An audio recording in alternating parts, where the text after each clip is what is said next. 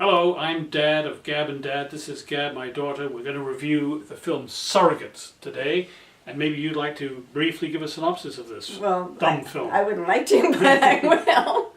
For the viewers. Yes, Surrogates is the latest sci-fi action film starring Bruce Willis.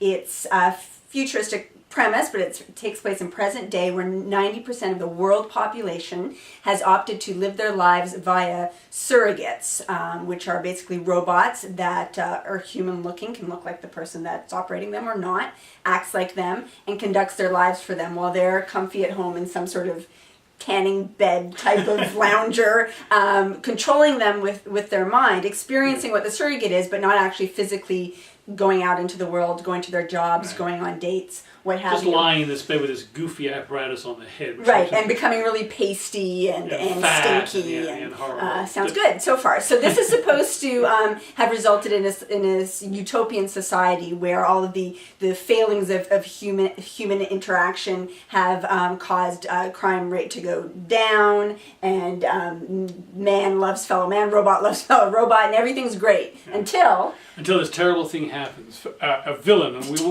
we won't get into the details of who the villain is, it's not necessary, but this villain sets out with a special weapon. I think it's some kind of weapon, one of the characters says.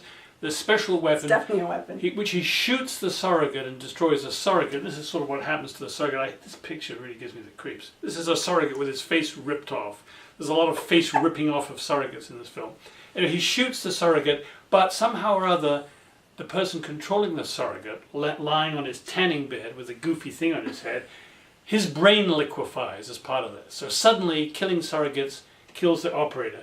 And I should also add that it's not just the brain of the person lying on the tanning bed that liquefies, it's also the brain of anybody watching this movie liquefies too, I think.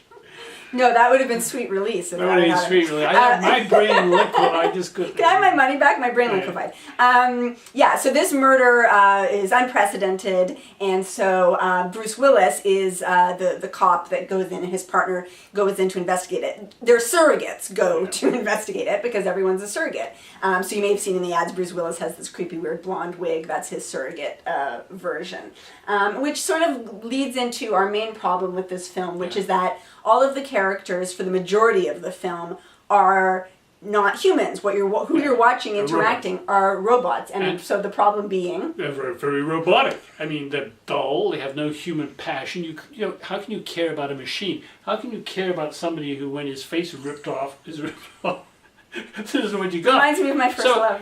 So you know, it's just dull. It's just boring. Just watching a bunch of robots. Who cares? There's none of the things that people are really interested in. Passion, story, human elements. It's just not there. It's just all robotic.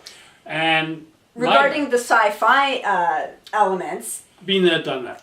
There's some slightly interesting things there but the main concepts we've totally seen before. I could list 5, 10, a dozen films, and any fan of the sci-fi genre could as well, that this is derivative from. The whole virtual reality idea, the whole artificial intelligence. This has been explored, philosophers have explored this, let alone Hollywood. Now, there are philosophical elements that are very interesting, but this film doesn't explore them. To me, this almost feels like this film is could have been from 10 or 15 years ago. There's nothing mind-blowing at all about the ideas that are somewhat under the surface of an otherwise very bland, generic action film. Well, this is the opening weekend of this film. We'll see how it does. I guess we'll find out tomorrow, Monday. I think it's going to be number 2. I think it's going to be number 2. Number 1 will be what? Cloudy with a Chance of Meatballs will still be number 1. Which was reviewed by Max. Max, check it out. Check it out. And my prediction is that this film will disappear off the radar screen almost entirely, almost immediately, and so it should. It's not going to do Bruce Willis any favors. It won't hurt anybody, but this is going to come and go as it should. Yeah. Maybe rent it if you like this sort of thing. Not even a rental. If you like this sort of thing. Yeah. If you know anybody who looks like that. But at this point, all I can say is cut.